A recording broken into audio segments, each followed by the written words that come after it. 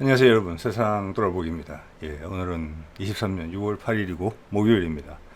자, 하루가 멀다 하고 몽골에서의 어떤 북미 간의 죄송합니다, 종전 선언 가능성과 관련된 일들이 지금 발생을 하고 있어요.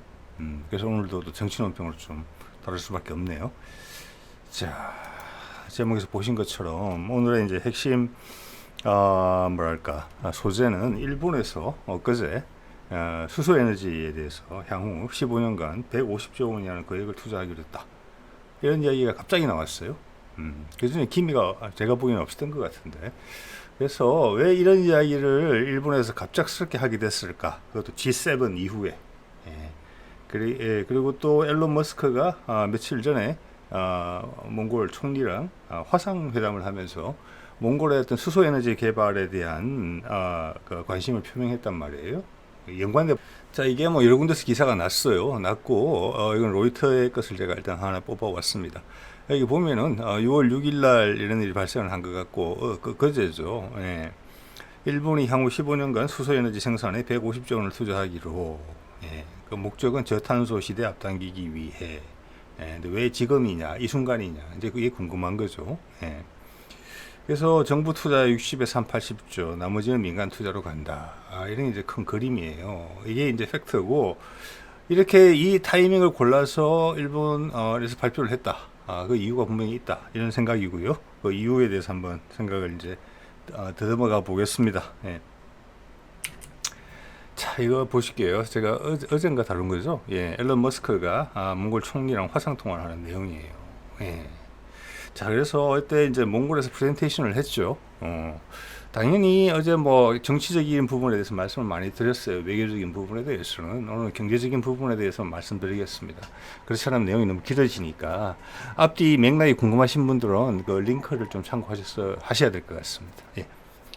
그래서 이 친구가 얘기를 지금 방문을 했다. 그러면서 몽골 총리가 프레젠테이션 이렇게 보여준 자료에 이게 당연히 앨런 머스크의 투자를 이끌어내기 위해서 이제 그런 것인데, 첫 번째는 누구도 이제 그냥 쉽게 생각할 수 있는 좀 관심 있으신 분들이라면 몽골 히토류죠. 히토류가 있고, 이게 지금 미국이 소위 말하는 그 공급성 다변화, 서플라이 체인 뭐 디버시피케이션인가, 그렇죠, 영어로. 그거의 핵심 요인이에요. 이제 앞으로 나오는 4차 산업시대에 관련된 여러 부분에서 히토류, 희귀금속이 많이 필요한데, 핵심적인 요소인데, 그게 90% 정도가 아마 중국에 수출하고 있죠. 그게 기대고 있는 형국이죠, 전 세계가. 그래서 거기에 대한 대안으로 이제 몽골이 작용할 수 있다. 그렇지만 몽골은 중국에 비해서는 엄청난 약소국이고, 인구가 330만밖에 안 되고, 국토 경계선의 한 3분의 2 정도를 또 중국과 접하고 있고, 위에는 또 현재 미국과 적대 관계가 항상 치닫고 있는 러시아와 또 국경을 면하고 있는 상황에서, 뜬금없이 미국의 보장도 없이, 주변에 또 다른 러시아의 합의가 없이 이렇게 중국의 이해관계에 반하는 행동을 할 수 있겠느냐. 그게 어떻게 보면 지난번에 다뤘던 큰 이슈였죠. 그죠. 미국과 러시아 간에 뭔가 보장, 그래서 그 보장이 상당 기간 동안 유지될 것이다. 그리고 그 결과로 중국이 몽골한테 배신감을 느껴서 해코지를 할 수 없을 정도로 힘들어질 것이다. 그런 확신이 없으면 못하는 행동이라는 말씀을 드렸어요. 자, 히토류 이야기를 했고, 그 다음 이 슬라이드를 유심히 보면은 태양광, 풍력, 태양광 풍력이 몽골엔 좋은 사안이라는 것을 분명히 황량하고 넓은 곳이 많죠. 바람도 많이 불고. 뭐 지하수야 어디라도 물이 좀 필요한 거니까, 여기서야 몽골이 이제 물이 없는 곳으로 좀 알려져 있기 때문에 지하수를 좀 강조한 것 같고요. 거기다 지열까지 했어요. 이게 뭘 의미하는고 하니, 이 셋은 딱 재생 가능 에너지를 생산할 수 있는 여건이 된다는 거예요. 그런데 조금만 생각을 돌이켜 보면은, 몽골이라는 330만밖에 안 되는 나라에서 사실 지금 태양광, 풍력 뭐 이런 것은 전기 단가로 봤으면 비싼 에너지거든요. 여기서는 몽골 수준에서 이걸 몽골을 위해서 이렇게 투자할 수가 없어요. 또 몽골을 위해서 앨런 머스크가 여기 가가지고 투자해 줄 일도 없어요. 비즈니스가 안 되잖아요. 그건 비즈니스맨인데.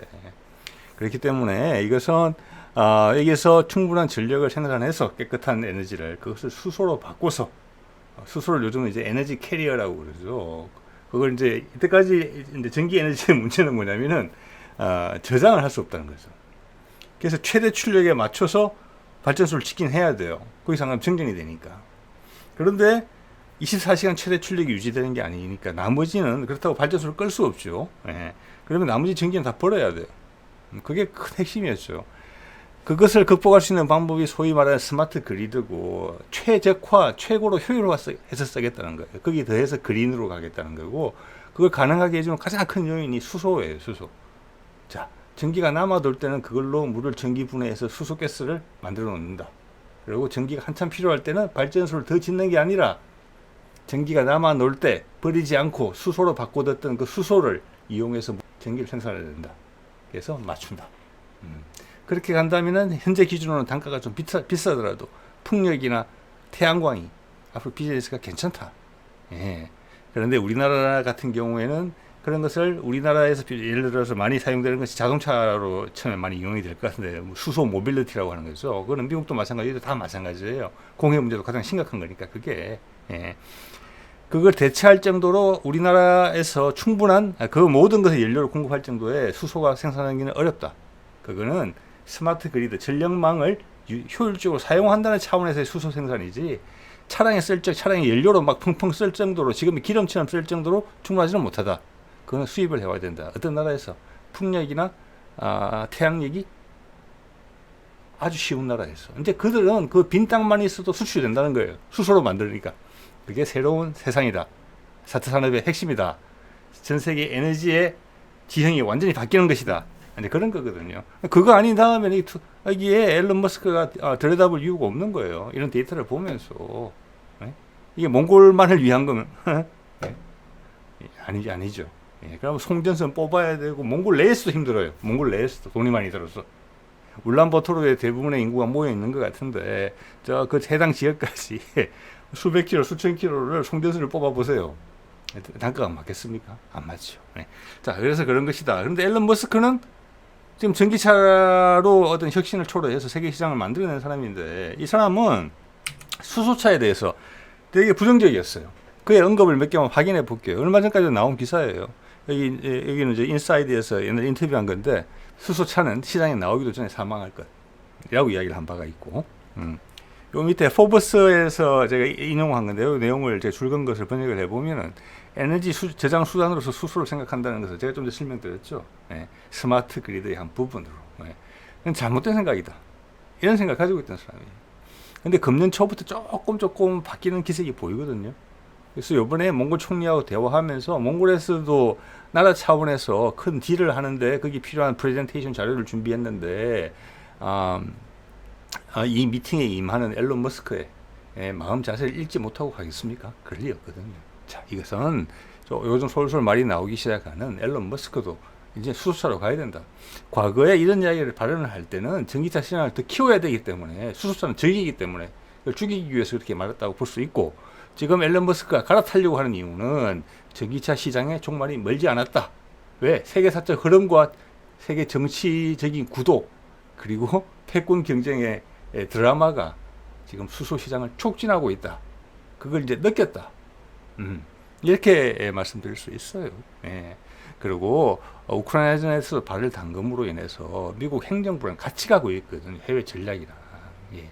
그렇게 되면은 미국도 그런 결정에 뒤에 하고 있다. 즉 이것은 수소 경제로 빨리 진입할 수 있을 것 같다. 그리고 중국을 제치하는 데 있어서 엄청나게 중요한 요인이며 미국이 없더라 하더라도 지금 동맹국들의 기술 수준을 규합해 봤을 때 중국이 따라오기 힘들 정도의 기술 격차를 중국에 반대하는 세력들에서 만들어낼 수 있다. 그 반대하는 세력을 어떻게 규합할 것인가? 그건 바이든의 지도력이고 이번 몽골 예상되는 큰 이벤트에서 해낼 수 있다.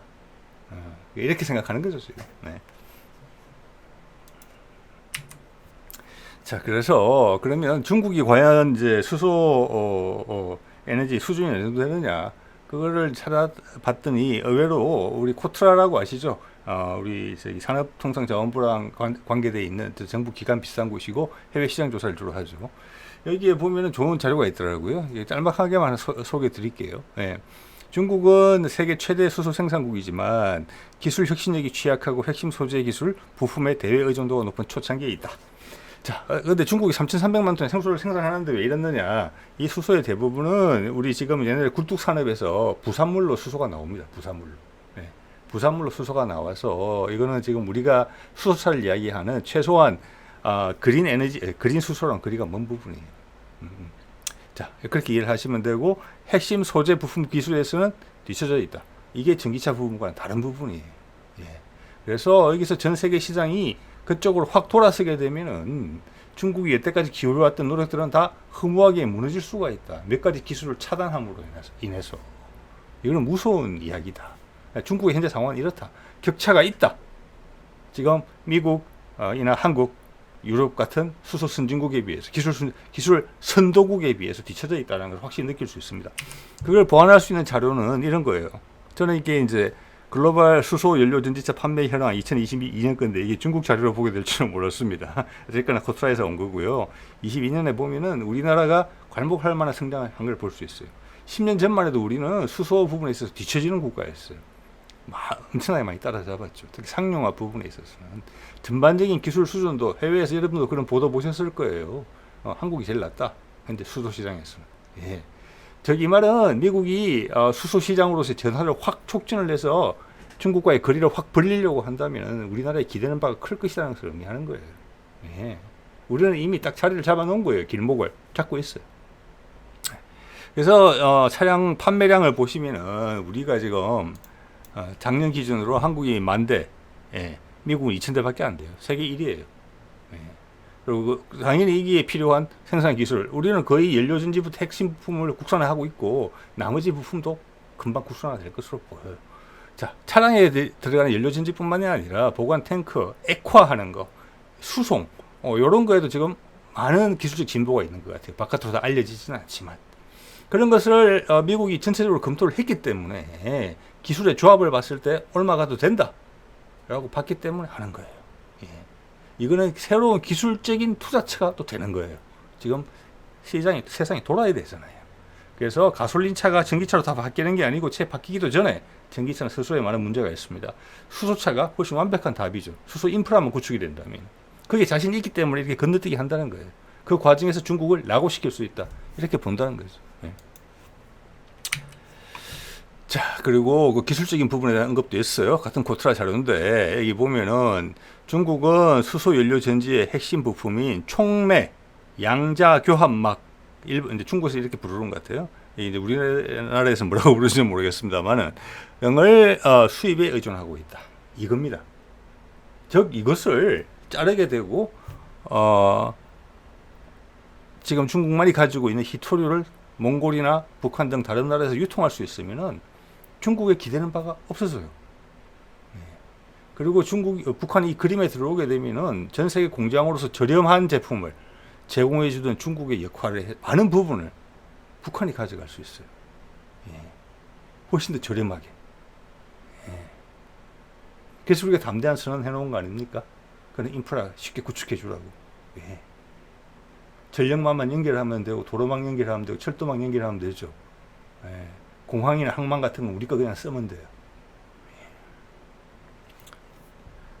자, 그래서 애플이 지금 중국을 떠난다는데 이런 분위기로 가자면은 북한을 그 이사갈 후보지에서 배제하기는 어렵다. 이런 말씀도 드릴 수 있을 것 같고, 자, 이걸로 확인해 볼 수 있는 내용은 수소 기술에서는 격차가 있다 지금. 미국과 유럽과 한국, 일본을 못 따라간다. 중국이. 수소차가 국산들이 있어요. 중국에도. 근데 대부분은 트럭 종류예요. 보니까. 그래서 이 부분으로 전환을 앞당기면은 중국이 힘들어진다. 그런 부분이 분명히 있습니다. 예. 있고, 자, 이거는 이 사진을 이제 예전에 이명박 정부 시절에 러시아의 사할린하고 가스관을 연결한다는 이야기가 있었고 실제 말도 나왔었어요. 근데 지금 돌이켜 보니까 되기는 좀 어려웠던 상황인 것 같은데, 이 사진을 보여드리는 이유는 대표적인 러시아 동부죠. 대표적인 가스전이 어딘가를 보여드리기 위해서 그림을 가져온 겁니다. 저희 보면 사할린 가스전이 있죠. 저희가 뭐 상당히 많은 양을 가지고 있는 것으로 되어 있고, 여기 보면은 왼쪽 상단부에 있는 것이 호수가 바이칼 호수입니다. 그 옆에 코릭타 가스전이 있고, 그 위에 차안다 가스전이 있죠. 이 가스전들의 문제가 뭐냐면 러시아 입장에서는 엄청나게 많은 매장량을 가지고 있어요. 인구 밀도가 낮은 지역이죠. 예. 그리고 현재까지의 주 시장인 유럽과 너무 멀어요. 거기랑 파이프라인 연결할 수가 없어요. 이거는 이 극동 지방에서 팔아야 돼요. 극동 지방에다가. 안타깝죠. 근데 그게 안 되고 있는 거예요. 그래서 이런 구상이 나오고 말이 나올 때마다 이야기가 나오는 거예요. 그래서 지금 저기 보면은 최근에 작년인가요? 러시아가 한참 우크라이나 전중일 때 중국과 저쪽 해룡강성 쪽으로 연결되는 파이프라인이 하나 개통이 됐어요. 예, 그거는 미국이 손댈 수 없는 부분이었어요. 유럽에서는 뭐 기존의 것을 잠궈라, 뭐 폭파까지 하고 이런 와중이지만 이것은 그렇게 할 수가 없는 부분이었어요. 그리고 지금 하나 추가로 내년부터인가 지금 건설이 계획되고 있는 것이 중간에 가스전 두 개 있잖아요. 저기서 옆에 가로지르면 몽골이에요. 몽골을 가로질러서 중국으로 가는 것을 내년부터 공사하기로 돼 있어요. 자, 중국의 목을 쪼으려면은 요 몽골이 그래서 전략적인 위치에 있는 거예요. 자, 뭐 그렇다고 해서 중국하고 거래를 바로 틀어막지는 못하겠지만 러시아 입장에서는 이 자원을 쓰고 싶은 거예요. 근데 수소를 만들어서 수출을 하게 되면 액화로 바로 수출할 수 있는 여건이 돼요. 왜냐, 이 지역에는 지열이 되게 많아요. 지열, 땅에서 올라오는 열. 그걸 통해서 메탄가스하고 결합을 시키면은 가장 저렴한 가격에 수소를 얻을 수 있어요. 그리고 그리고 발생하는 CO2는 포집을 하면 가능할 정도로의 수준이에요. 그래서 그거는 그린 수소가 되는 수준이에요. 그걸 통해서 여기서 생산해낼 수가 있어요. 저렴한 가격에. 이 가격 경쟁력, 최고의 가격 경쟁력을 가지고 있을 거예요. 그러면 이 말은 뭐냐? 수소 경제로 넘어간다 했을 때 이 지역은 세계의 유전이 될 수 있어요. 세계의 수소가 저렴한 수소가 여기로부터 나올 수 있고, 그럼으로써 수소 에너지의 전환이 엄청나게 빨라질 수가 있게 해주는 그런 역할도 해줘요. 러시아에서는 대환영이겠죠. 그런데 전자가 필요하죠. 미국과의 화해가 필요한 거죠. 예, 미국과의 화해가. 그것이 이번 중국으로 인해서 중국과의 패권 경쟁이 이제 격화되면서 가능해졌다. 예.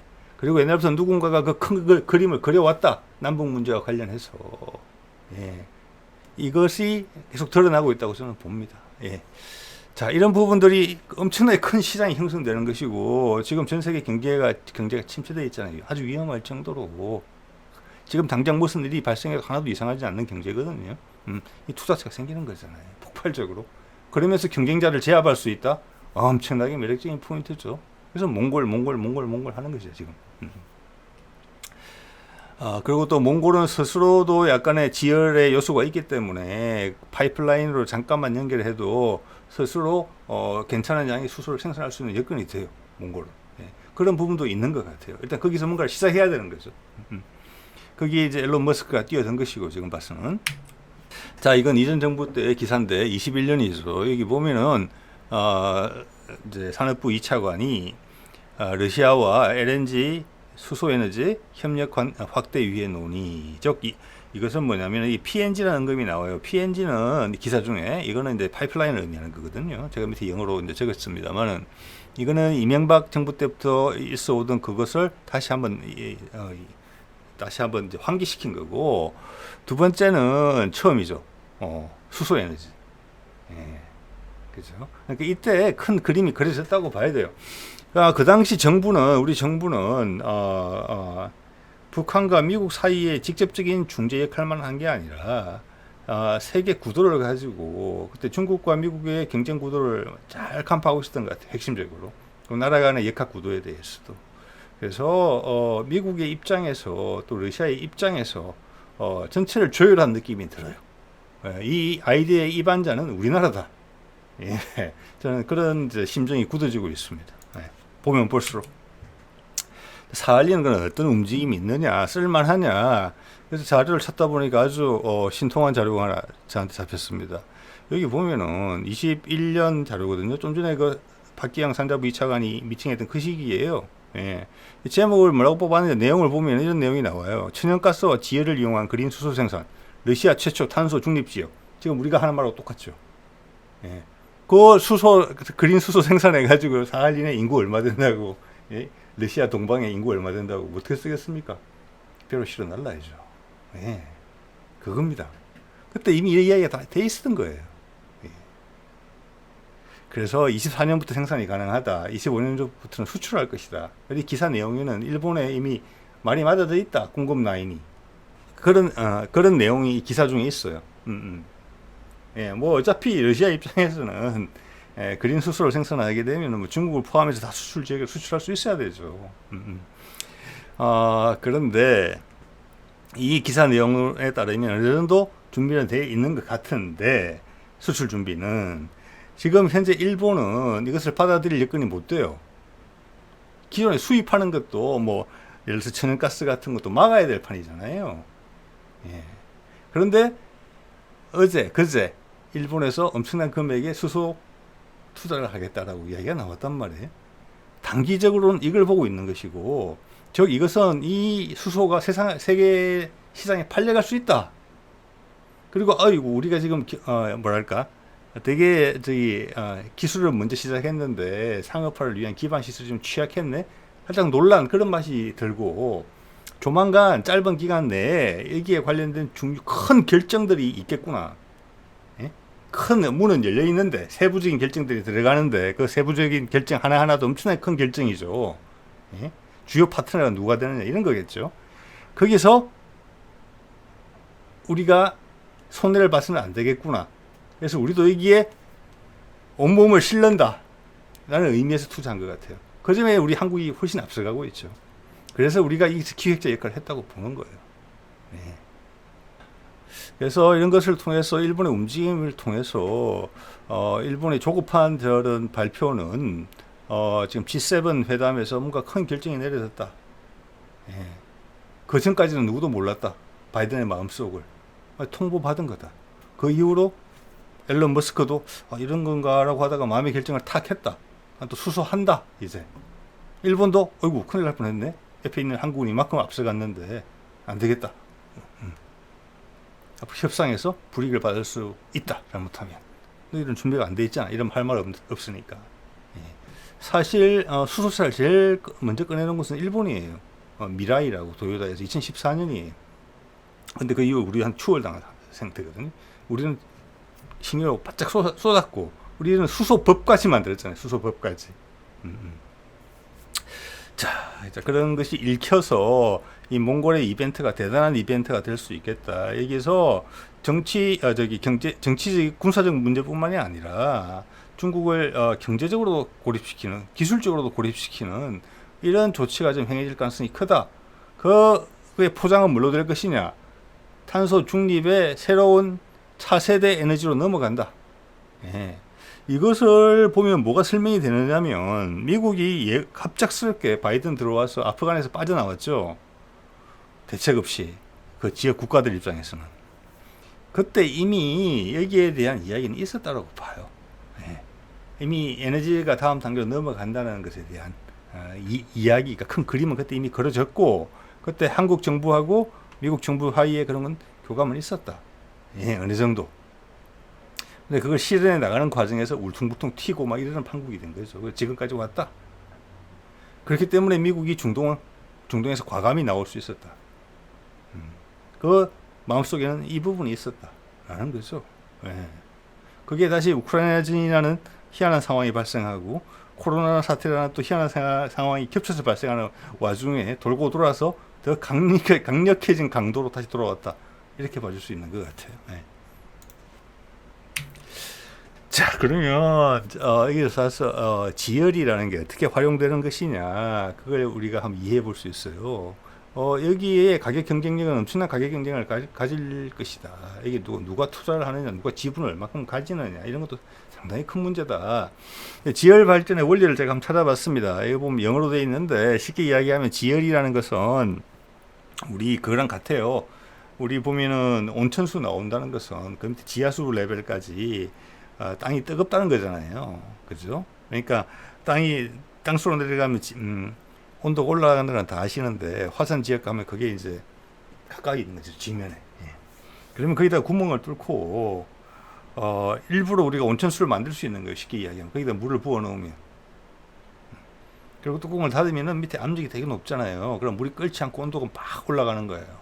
그래서 관을 통해서 뽑아요. 그리고 갑자기 압력을 팍 풀면은 그 안에 있던 그 온도가 엄청나게 올라갔던 고압의 물이 갑자기 수증기가 되면서 꽉 폭발하는 거예요. 스팀이 되는 거죠. 그 스팀을 만들기 위해서 화력 발전, 석탄 떼서 그리고 원자력 발전하는 거거든요. 결과물이 같아요. 근데 그대로 석탄도 떼야 되고 뭐 천연가스도 떼고 우라늄도 떼지만 여기는 땅속에 물만 넣으면 되는 거예요. 그래서 이거는 이런 방식으로 수소를 만들게 되면은 수소를 만드는데 전기 에너지가 안 들어요. 전기 에너지를 만드는 데는 또 화석 연료가 들어가는 경우가 태반이란 말이에요. 그래서 거기서 해방이 되는 거예요. 가격이 훨씬 저렴하게. 예.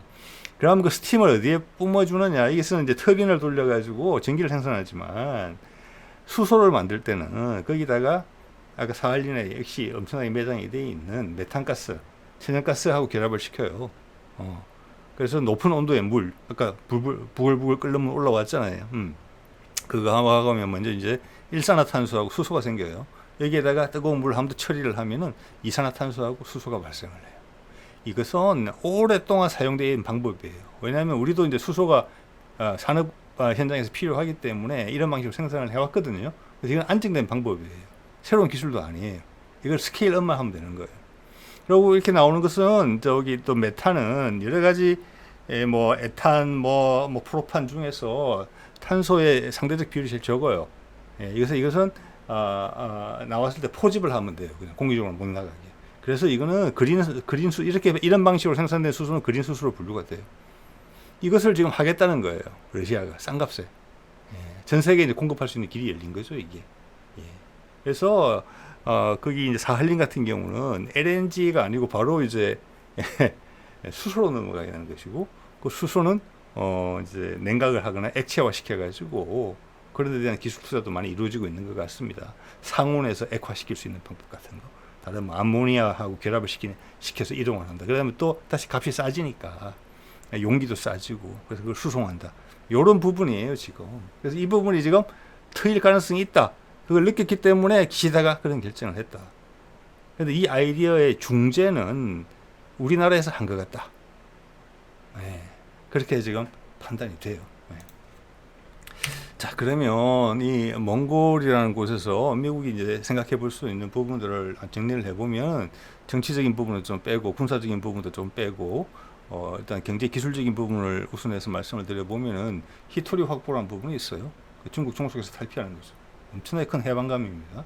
배터리에도 들어가고 뭐 반도체에도 들어가고 언제나 괜찮다. 그 다음 저렴한 가격에 러시아 수소가 반드시 와야 돼요. 그래야지만 수소 경제 전환이 가수가 되죠. 그렇기 때문에 이렇게 되려면 러시아와 어느 정도 합의가 없이는 불가능한 일이다. 그런 합의가 있었기 때문에 기시다가 급하게 움직였다. 그리고 앨런 머스크도 이제 저기 전기차 시장 얼마 안 남았구나. 나도 빨리 수소차 갈아타야 되겠다. 이런 생각을 했다는 거고, 오늘 보여드렸다시피 몇 가지 이제 신호들을 봤을 때 중국은 아직 기술적으로 서방권에 비해서 뒤쳐져 있다. 수소 부분에 있어서. 그래서 몇 가지만 수출 검수 조치를 하게 되면은 수출 이전을 또는 기술 이전을 차단시키면은 중국은 여기서 낙오될 수 있다. 잘못하면. 그런 것이 깔려 있죠. 자, 그와 동시에 교황이 지금 오는 것으로 되어 있으니까 교황이 오는 것은 평화 메시지고 평화 메시지라는 것은 G7 회담에서부터 이어오던 비핵화라는 것이고 저 비핵화의 의미는 뭐냐?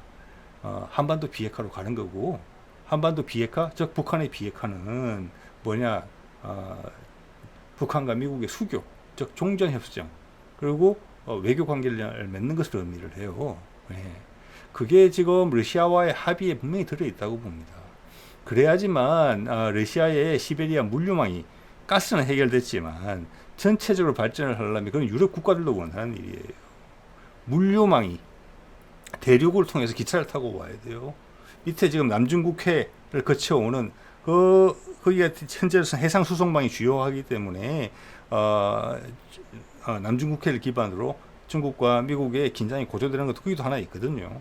그걸 피할 수 있고 더 저렴하게 올 수 있고 또 그 유라시아 대륙을 건너오는 과정에 있는 길목마다 그 거점들이 다 성장을 하게 돼요. 거기 지금 미개발 지역이잖아요. 예. 거기서 또 중국을 배제할 수 돌아서 올 수도 있어요. 거기서 몽골이 큰 역할을 하겠죠. 예. 유라시아 물류망이 그러면 물류망이 완성이 돼야 돼요. 물류망 더하기 지하자원이에요. 수소. 자, 그러기 위해서는 남북한이 지금 우리 남한은 섬과 같잖아요. 대륙을 가려면 바다로 가야 되잖아요. 아니죠. 비핵화, 북미 수교가 되게 되면 북한 땅으로 유라시아 대륙의 물류가 확 올 수 있어요. 엄청난 차이죠, 그것은. 예. 그 자체에서 중국이 배제된다는 것만으로도 중국을 약화시키는 게 아니라 그 과정에서 중국이 배제되는 것만 하더라도 정치적, 경제적 효과는 엄청난 거죠. 그리고 애플이 최근에 이사 나간다. 그래서 뭐 베트남으로 간다 이런 이야기가 있는데 예, 베트남 가는 것보다 북한 가는 게 훨씬 유리하죠. 애플 입장에서도. 예. 왜? 주요 부품 업체가 남한에 있잖아요. 반도체 같은 거, 액정 같은 거. 예. 그리고 그 외에 딴 데 갈 때 미국으로 갈 수는 도저히 없기 때문에 중국에 있어야 되는 핵심 기업들이 세계 공장 역할을 해주던 그 기업들이 중국도 올라가고 있죠. 정치적 긴장도 고조되고 있고 그걸 대신 받아줄 수 있는 곳이 북한이에요. 훨씬 더 저렴하고 정확하게 만들어줄 수 있어요. 예, 서방의 기준에 더 맞게. 세계 공장 역할의 일부분을 맡을 수가 있어요. 제2의, 제3의 베트남이 될 수 있어요. 짧은 기간에 베트남도 훨씬 더 크게. 그렇죠? 자, 그러려면은 미국이 그럼 혼자 이걸 다 할 수 있느냐? 그런 시대는 지났죠. 그래서 대만을 잃을 수가 없는 것이죠. 다른 대표적인 기술 분야가 반도체죠. 4차 산업이 있어가지고 저 분야는 대만과 한국이 미국을 훨씬 앞서고 있죠. 지금 제가 봤을 때는 중국도 미국을 오히려 앞설 수 있는 것 같아요. 반도체 기술에 있어서는. 자, 그런 데서는 미국이 한국과 대만이라는 나라를 완벽한 동맹국으로 확보하고 있어야 돼요. 힘으로 확보하는 게 아니고. 네. 자, 그래서 대만은 절대 중국으로 갈 수 없는 것이죠. 몽골에서 지금 말씀드린 이런 내용들을 바이든이 해낼 수 있으면은 대만이 중국으로 가기는 어려워요. 자, 수소 기술도 마찬가지죠. 예. 지금 미국 사람도 인정하는 것처럼 한국이 많은 부분에서 선도국이에요. 수소에서 기초 기술에서도 그렇고 상용화에서도 그렇고 인프라적인 도전에서도 그래요. 예. 자, 여기서는 한국, 미국, 유럽, 일본의 연대를 형성한다면은 배제될 수 있어요. 중국은 이걸 추격하는데 그간 좁혀놨던 거리가 다시 벌어지는 이런 암담한 상황을 맞이하게 될 거예요. 내부적으로 좀 혼란이 있겠죠, 많이. 예. 이런 것은 뭐 하루나 1년 만에 한 나라가 망하고 살고 하는 차원이 아니에요. 이런 건 한 10년, 20년 걸쳐서 바뀌는 거죠. 이 정도 일들이 벌어진다고 한다면은.